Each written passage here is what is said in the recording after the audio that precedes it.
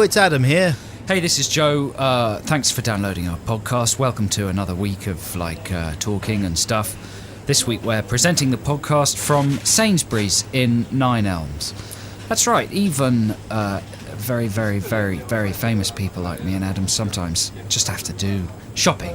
That's right. If our servants are away on holiday, maybe they've broken their feet or hands, then we have to do it grocery shopping ourselves. Sometimes it just amuses me to go to the shops. Really? Yeah, sometimes I don't even need anything. I'll just go to the shop and I'll giggle.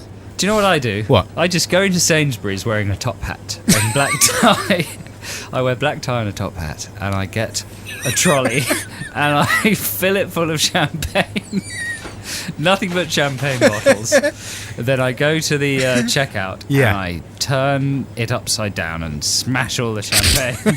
And then I laugh and throw £1,000 at them and leave. And sometimes I've seen you bare your arse. Well, sometimes I squat down and do a shit right where the automatic doors meet. That's right. So it just scrunches it up over and over again. And then I run into the car park, I jump and click my heels, hop into the back of my open top roller, and bugger off at speed. Today we're just doing normal shopping, and we met each other in the juice section. Hey, you know what? If Mel Gibson was here, he wouldn't have even gone into the juice section. No, he hates juice. He hates juice. We'll be back shortly. XFM. Yes, it's XFM, and it's in London. We both went away during the week, listeners. Adam went to France, I went to America. You went to America? I know. Most people can't afford to go to America. Not many people have been. What's it like? It's extraordinary. Coca-Cola comes out of the taps. Does it? Trainers grow on trees. Oh. Everybody talks like this. What's coffee? McCormick and Schwick. Yeah, it's true. Are there rappers everywhere? Rappers? That everybody raps. Everybody speaks in rap. Yeah. Yeah, it's an amazing place. And, you know, listeners, you'll never be able to afford it because it's impossible. But if you ever get successful as me, you might be able to go there. What's Julia Roberts like? Oh, she was boring. Oh, no. Shut up, I said to her. Oh, not you. Okay. Even though, yeah, you shut up as well. I was on the plane, though, right? Yeah. And I decided to fly premium economy because I'm bored of first. Whoa. I thought I'd mix it up with the plebs. But guess who was on the plane? Julia Roberts. No. Oh. Superman. Superman? Yeah, this buzz went round the cabin crew. What's it? Superman's upstairs. Well, Superman's upstairs. Is he? What's his name? Brandon Ruth? Seriously, Superman was on. I was so excited because you know what that meant? We were fine. You were safe. If there was any kind of incident, we were fine. Did you not Brandon consider... Ruth was in the roof. Right. Roof. He was sitting in the roof. Did you not consider the way that irony sometimes works? Well, there is the curse of Superman, isn't there? Everyone who's played Superman has famously died in, accidental or difficult circumstances, one of those stupid curse stories. But you know what? If the plane had got into trouble, I think we would have just chucked him out anyway. You know, it was worth the risk. We would have opened the door, kicked his arse out. So if you're an actor, then fine, it's a necessary loss. But just in case you do have superpowers, boot, get out there. See if his cape emerges. Yeah, but it was fine. There was no trouble, so we didn't get to test his superpowers. And when we landed in America, I kind of got to the front of the queue and walked out right behind him. And I was looking at him. I looked at his super elbows. He'd grown stubble, right? Probably because he was getting recognised a lot, but that made him look a bit like evil Superman. Was he Superman. wearing... Is it Superman 3 where he goes evil and grows stubble? I think it is. And Superman 3, and he straightens out the Leaning Tower of Pisa. Oh, yeah. And various other disgraceful acts like that. Does he grow stubble? I've forgotten that. Yeah, I think he does. He doesn't smoke ciggies shaving or anything, does he? I don't know. Margot Kidder, Lois Lane smokes loads of ciggies. But anyway, that was pretty exciting. Did you smell his super smell? I couldn't smell his super stench. But you were right behind him. I know. No, I was walking behind him from the getting off the plane to the baggage reclaim. Yeah, but you were in his smell wake. Yeah, well, he smelled perfectly of nothing. Super. Neutral. Didn't he smell super? Americans deodorize every orifice anyway. Yeah. They've got nostril deodorants, ear deodorants. Mm-hmm. Every hole has some kind of chemical. This is XFM. Okay, so we're recording this XFM podcast link here at the studios in Leicester Square. In about 15 minutes' time, some people from Zoo magazine are going to turn up to interview myself and Joe and take pictures for a feature. It's some darts-based thing. I think they just get any old loser to chuck some darts at a dartboard with silly questions on it. I mean, it's a silly magazine, but on one hand, to do with boobs and deformation and funny death. It's a tits and wounds mag, isn't it? Tits and wounds, exactly. The things that interest blokes.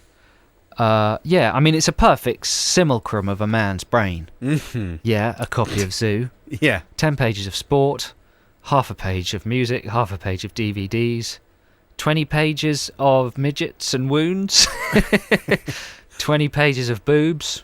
Yeah. The end. The end. There you have your man. There is a man's brain.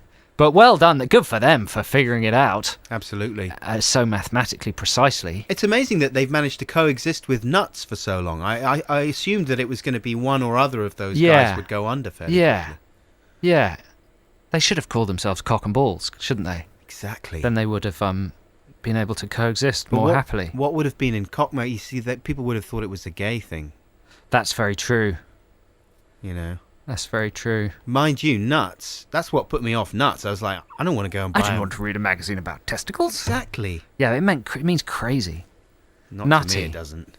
To me, it means. And it also means nuts in a grab your nuts in a kind of Gaza Gascon sort of a way. That's exactly what I'm not having. Well, that's not gay. Only if you're gay is that gay. No, I'm not buying any of that. Mate, if you're a real man, you do. I give you nuts. Touch your cock. Ooh, give us a wank. Pop it in the bum. Oh, that feels nice. Kiss a kiss. Oh, all right, mate. See you next week on the Spilled Inside. Yeah, that's not gay. That's just men builders having fun. XFM. So we've come out of the juice section, and now we're in the chalky snacks section.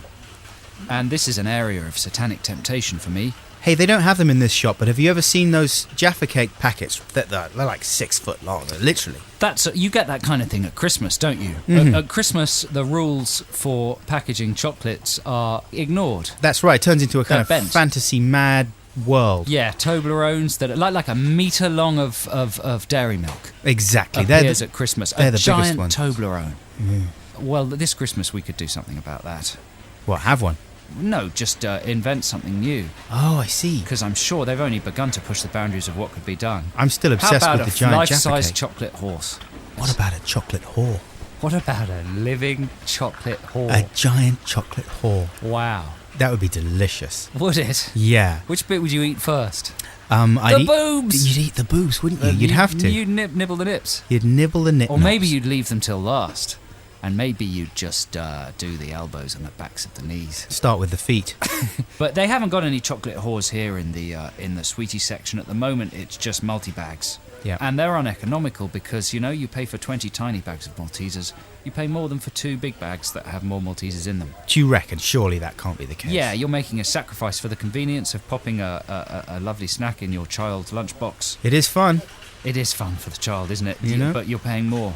To have to have bags that size is fun. Yeah. And to me, that's those fun-sized things. As soon as I look at them, even I start having fun. Fun bags. You're back to your chocolate whore again, aren't you? We should carry on with our podcast, and we'll rejoin you soon at the checkout. Bye-bye. Bye. XFM. This is XFM. And you've got the face on.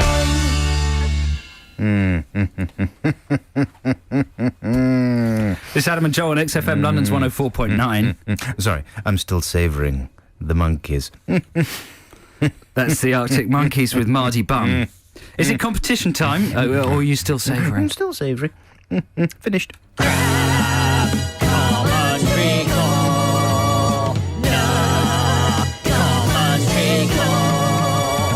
It's a crack commentary, recorded off of a DVD. Why don't you listen and see? You could win some crap for free. Can you tell who's speaking? And remove inequity. Go ahead, it's easy. You can use IMDb. So yes, it's crap commentary corner competition time, listeners. Get yourselves out of bed, splash some icy cold water on your faces, take a swig of Red Bull. Or Kouros. Or Kouros aftershave, the Yeah. aftershave chiseled Greek man. Or just smack yourself in the face, or maybe stub your toe. That's the best way to wake up. Yeah, exactly. Shuffle to the bathroom and stub your toe. Or go to the bathroom, have a tinkle, and then realise that most of it's gone on your leg. All good ways to wake up with a bit of morning fury. But this is an easy one anyway. Is it? Yeah, so it shouldn't be too hard if you're still in bed, you lucky sods. In what way is it easy? Just the... Well, it's a very recognisable voice. The idea for this competition, if you haven't heard this before, is we're going to play you an extract of a DVD commentary with some sort of Hollywood person, more relaxed than usual, letting their guard down a bit and revealing an aspect of their true personality that wouldn't usually be allowed to shine through in the PR-massaged world of Hollywood show business. That's on the good DVD commentaries. Yeah, the others, most of them are just plain tedious and boring. Yeah. But we, like pigs foraging for truffles, we get the good bits and pop them on the radio. So here's a good bit, and you have to call 0871 222 1049, and you get your choice of all the amazing prizes if you can guess who this is. It's very terribly easy. But I tell you what, because it's so easy, you've got to tell us who's talking, who the director who's talking is, and what film they're talking over. 3 bits of information. Let's hear clip number 1. And if you believe that, he also believed there are Richard Simmons Jr.'s running around. I love it. I forgot about that. Yeah. That's funny. He was laughing. He didn't laugh long. No. Oh, yeah. That is funny. Whoa. Wow. Tony Blair's boyfriend. Who is that? 0871 222 1049. Soon as you can figure out who that is, and you can win a prize. Shall we play clip number 2? I tell you what, play clip number 3 on that CD. All right, then. Because this is them talking about quite a violent scene. He was talking. That's funny. Okay, here we go. Okay, there's nothing slick about that fight. It's just... No. Just the pounding him with the head and then breaking his head. Boom. It was total, like, with no emotions, just hacking away. Look at his blood spilling out. Oh, this is great with the axe. Now I'm enjoying it already. Yeah. That's a good noise at the end. He turns into Chewbacca. That's a description of him making love to his wife. So as soon as you know who that is, 0871 222 1049. Obviously, it's very easy, the voice, but can you tell what film they're talking about? And he's talking with the director, so all you have to do is give us the name of the director of the film as well. Call 0871 222 1049 if you know that, and you can get a prize. That sounds interesting, let's talk about it. Let's start talking now. Basically, I used to have a TV station in my head. Yeah. And I used to make, and I'm sure lots of other people do. And in fact, I think someone might have been making a film about this.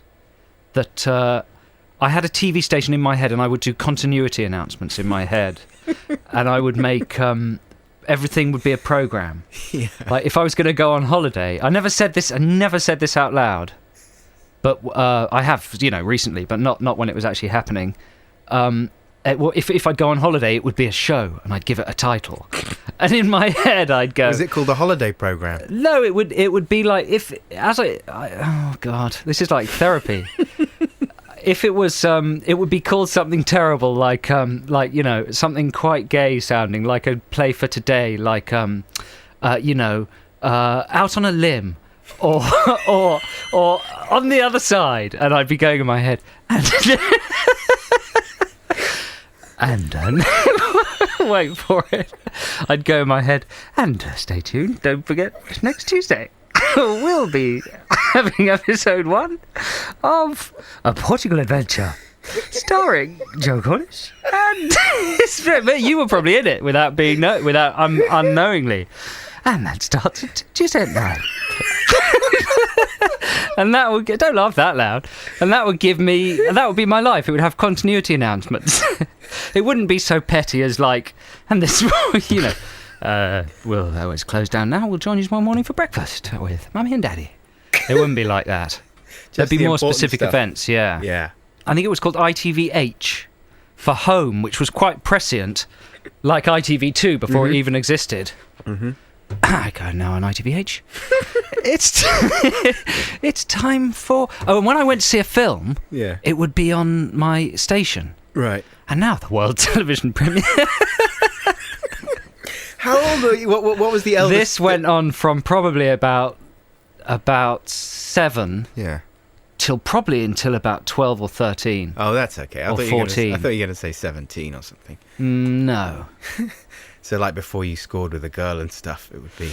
Well, my erotic fantasies did probably come on late at night. The blue triangle. Exactly. And now... Red triangle, rather. Sensitive viewers are warned to look away as our evening of erotic programming begins. That was interesting, we talked about it. Let's stop talking now. And we've got a caller on the line, haven't we? Chris, hello. Hello. How are you doing, Chris? I'm fine, thank you. Yeah, having a nice morning? Yeah, What time do you wake up? About 8:30. Do you live alone? Yes. So you sleep in a single or a double bed? Double. Yeah. Why are you waking up at 8:30 if you're living alone, Chris? Force of habit, I guess. What time did you get to sleep last night? About 2 in the morning. 2, so that's 6.5 hours. That's not enough, Chris. That's not enough, man. I mean, you know... How's your face? Are you looking a bit puffy? Yeah, it's... Puffy Coombs? No, I've been shopping, I've just got back. So. You've been shopping? Yeah. For groceries or for fun things? Yeah, you've got to beat the queues. Beat the queues, that's very good. You've got your life sussed. Yeah, that's true, man. What do you do for a living, Chris? I work for Transport for London. Oh, do you now? Yeah. Well done, you. I'm the reason why your bus fares are £1.50. It's 80 pence with an oyster. Yeah. Yeah. I don't know, I don't pay for bus fares. Do you know that... Sorry to interrupt you, Chris. Do you know that in that advert with the bloke who goes around London on his oyster? Yeah. Pop into town, meet a famous footballer, get me book signed, all that sort of stuff. Get your oysters, pop over to the market. Next morning, I'm Brother of the Year. What do you make of that one, Chris? The part of me thinks, how on earth does he get from place A to place B in that amount of time, really? It's like falling down. And stay happy. Yeah. And not be really angry and miserable. Exactly. Exactly. It is like falling down. Not want to pull a shotgun and take it out on the world. The other thing is, I totted up how much he spent. I was a bit bored, so I thought, how much did this day actually cost this man? It's something like 80 quid. Right. And all he's got out of it is a book and probably a bad tummy from the oysters. He got a present for his sister. He did, and he was Brother of the Year. You still there, Chris, or have you killed yourself? So, to remind listeners, Chris has phoned in response to our competition this week, Crack Commentary. There's another clip we can play just to, keep things lively. Oh, that's funny.